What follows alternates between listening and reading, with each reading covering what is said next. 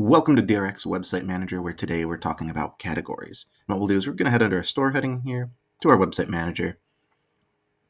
And you'll notice we've briefly touched on categories in the past. We've kind of shown how they do exist under a post. And we've shown how they can be used in a menu. And we've shown how to create a category. But we haven't talked about them all in one and what these actually do. So we're headed down to our Categories tab, and we're going to make a new category. And let's call it something like metoprolol. In fact, let's call it beta blockers, right?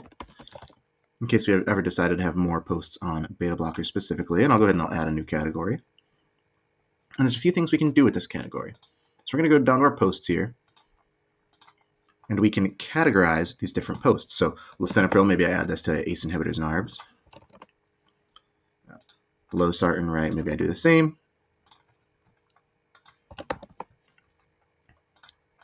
And metoprolol, let's add this to our beta blockers. Now, in our menus video, you've seen that we can actually take these categories and add them to our menu along the top of the screen. In this case, I'm not going to bother doing that. Instead, what we're going to go ahead and do here is we're going to see here that we've got our posts marked. We're just going to go ahead and on our website here, let's pick any old thing. Let's say we're reading about our hydrochlorothiazide. You'll notice on the right-hand side of the screen, we now have these categories, and each of these categories shows us a few different options. This one's our ACE inhibitors, and this one's our beta blockers. If we go ahead and click on ACE inhibitors, you'll see I can actually see both of my posts that fall into this category.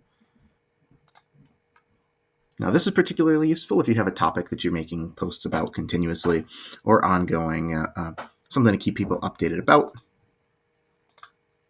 It's a nice accessible option on the right-hand side of your page.